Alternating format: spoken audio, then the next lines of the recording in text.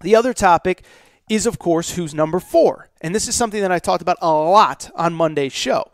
And during that time, I specifically said, listen, the top 3 is pretty easy to figure out, right? It's going to be Ohio State, LSU, and Clemson in some order. You might not agree with the order, but it's going to be those 3 teams in that order. So the question then becomes, who's number 4? And I thought there was probably 5 or 6 pretty compelling teams to make the case for.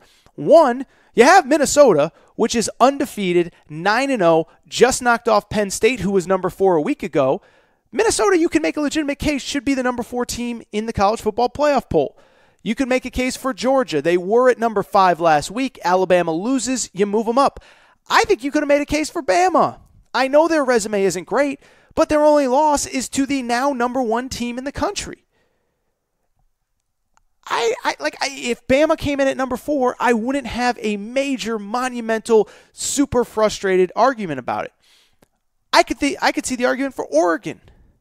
Oregon hasn't lost since they lost on the last play on opening night, have won 9 straight games, look really good in the process, and are a team that right now is in position to potentially play for the Pac-12 championship game against a team that is currently in number 7 in the poll.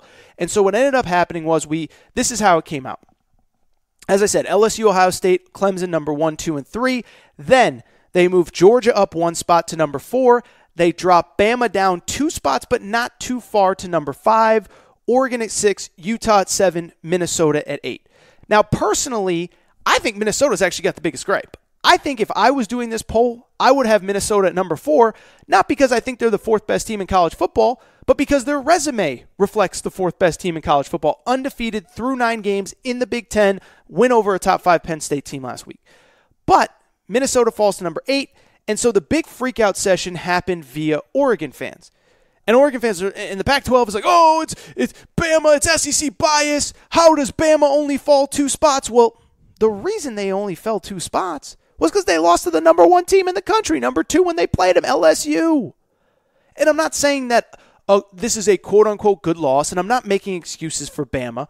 But what I am saying is I think that this poll has been historically, this is now year 6 of the college football playoff, this has been a week-to-week deal with reaction in real time.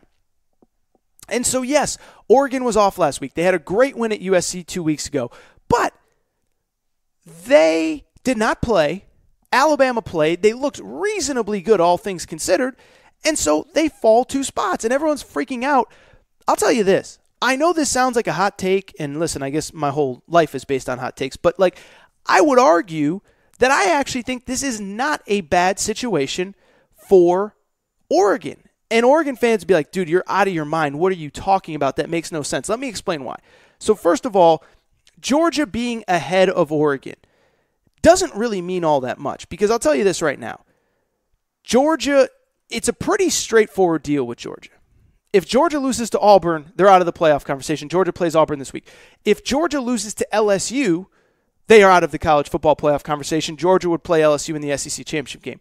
If Georgia wins out, if Georgia beats LSU in the SEC championship game, then they're going to be in, and there's nothing an Oregon fan can do about it. And it sucks, but that's the reality.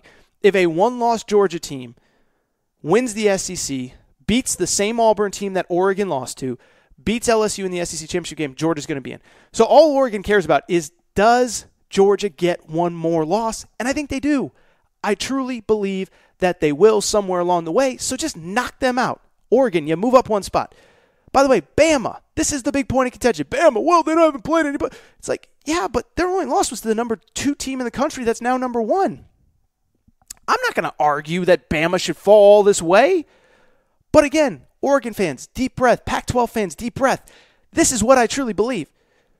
If Alabama wins out, even if they win out, their best win is against a 8-4 potentially Auburn team, because Auburn is currently 6-2, 7-2. They still play Georgia and Bama. So in theory, Auburn can have 4 losses. Alabama's best win would be against Auburn. Now, admittedly, Oregon's loss would also be against Auburn. But what I'll tell you is this. Oregon has potentially 2 things for it that Bama doesn't have going for it. If Oregon wins out, They will be a conference champion, Pac-12 champion. They will have the extra game. They call it a data point, the extra data point of the 13th game. Fast forward, they also have this. Their win over Utah in the Pac-12 championship game. Utah's currently 7th right now.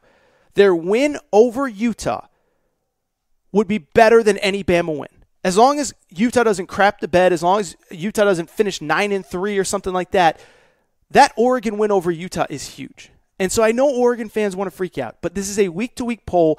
Right now, I don't really think that, like I think it's perfectly fine to say that Bama right now, their resume is not significantly better than Oregon's.